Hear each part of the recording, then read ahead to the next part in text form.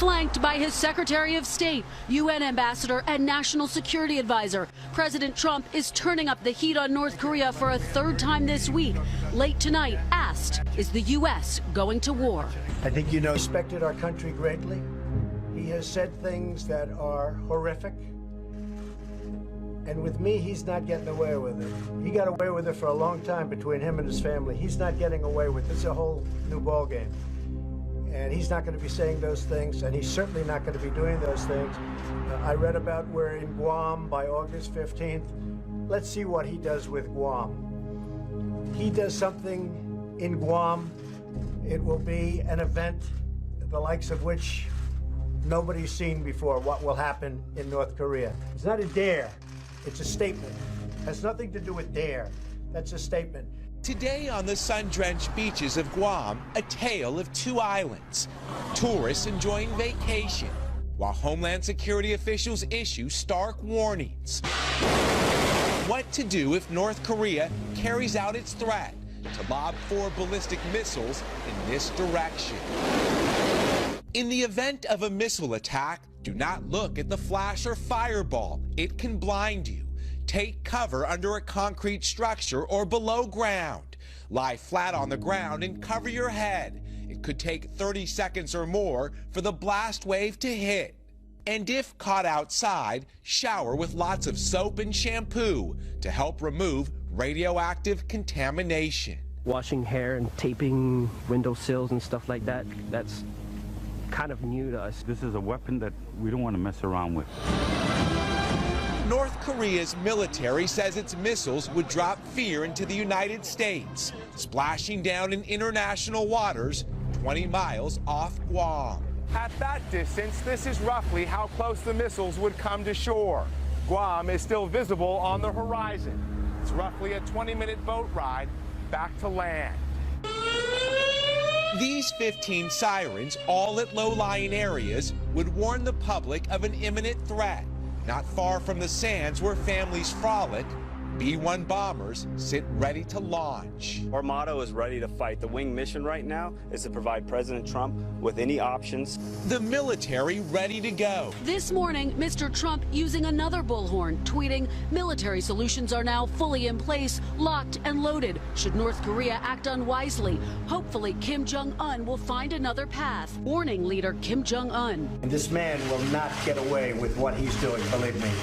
And if he utters one threat in the form of an overt threat, or if he does anything with respect to Guam or any place else that's an American territory or an American ally, he will truly regret it, and he will regret it fast. U.S. President Donald Trump has warned the Democratic People's Republic of Korea that the U.S. military is ready to deal with any missile threats. He's not going to go around threatening Guam, and he's not going to threaten the United States, and he's not going to threaten Japan, and he's not going to threaten South Korea. No, that's not a dare, as you say. That is a statement of fact. NBC's Peter Alexander pressing him. Mr. President, what do you mean by military solutions are locked and loaded as it relates to North Korea? Well, I think it's pretty obvious. We are looking at that very carefully, and I hope that they are going to fully understand the gravity of what I said. And what I said is what I mean. In terms of being locked and loaded, the U.S. military is always at a heightened state of readiness on the Korean Peninsula.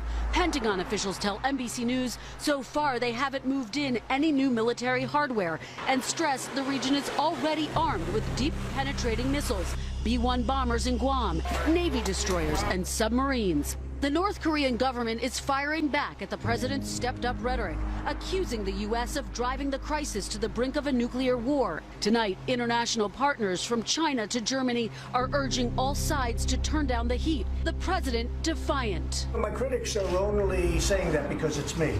If somebody else uttered the exact same words that I uttered, they'd say, what a great statement, what a wonderful statement. I know that President Obama said global warming is the biggest threat. I totally disagree. I say that it's a simple one. Nuclear is our greatest threat worldwide. Not even a question, not even close. So I'd like to de-nuke the world. I would like Russia and the United States and China and Pakistan and many other countries that have nuclear weapons, get rid of them. But until such time as they do, we will be the most powerful nuclear nation on Earth by far. Tonight, Guam caught in the middle, paradise in the crosshairs. Out of the Cold War, indeed. I want our nuclear arsenal, to be the biggest and the finest in the world. And we've spent a lot of money, a lot of time, and a lot of effort. And it's in tip-top shape and getting better and getting stronger. And until such time as this scourge disappears, we will be so much better and so much stronger than anybody else. And nobody, including North Korea, is going to be threatening us. North Korea has revealed further details of its plan to fire ballistic missiles into the sea near Guam. It's now specifying it will launch 4 intermediate-range missiles in the coming days. While most experts believe this is yet another bargaining chip for the regime's political gains, South Korea's military has sent out a strong warning against Pyongyang. Kwon Jang-ho starts us off. On Wednesday, Pyongyang announced it was carefully examining an operational plan to launch a ballistic missile strike in the areas around Guam.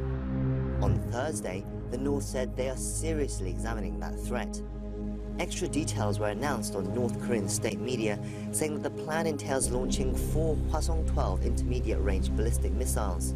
It said the rockets will travel over Japan exactly 3,356.7 kilometers for 1,065 seconds and hit the waters around Guam 30 to 40 kilometers away from the island. Reiterating Wednesday's statement, the purpose of the strike is said to be to deter U.S. military assets from mobilizing from the island and to send a message to Washington. Plan, it said, is set to be finalized and reported to Kim Jong-un by mid-August. South Korea's Joint Chiefs of Staff, meanwhile, have issued a strong response to Pyongyang's threat towards Guam and other recent threats to South Korea and the US. They said it's a serious challenge to the Korean people and the South Korea-US alliance and warned the regime against carrying out any action. If North Korea ignores our warning and carries out this provocation, they will face strong and firm punishment from our military and the South Korean-US alliance. China, a very much a key player, a neighbor of North Korea, an ally of North Korea. They're saying, the foreign ministry, that all sides should be cautious with their words and actions. They do say that through the state media that if North Korea strikes first, they will stay on the sidelines. They will stay neutral. But if the United States and South Korea stage their own preemptive strike, then China will, in the words of the media, prevent it. Another ally of the United States weighing in proximity to all this, Australia, its prime minister saying that if anything goes down, it stands shoulder to shoulder with the United States, Bill. And is there more reaction from the Korean Peninsula, Greg?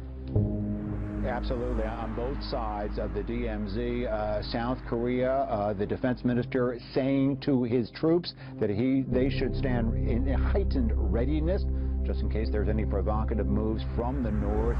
He underscored, and we just heard from the Pentagon also underscoring that starting August 21st, U.S. and South Korean forces will stage joint military exercises as planned. That's another thing that's gotten North Korean a little bit upset. From the regime of Kim Jong-un today, we get something out of state media, a little bit obtuse. The mainland of the United States should not feel safe, according to one official editorial. The regime would use, in their words, ultimate means if anything untoward happens. One-upsmanship, very dangerous on both sides right now, Bill. No question.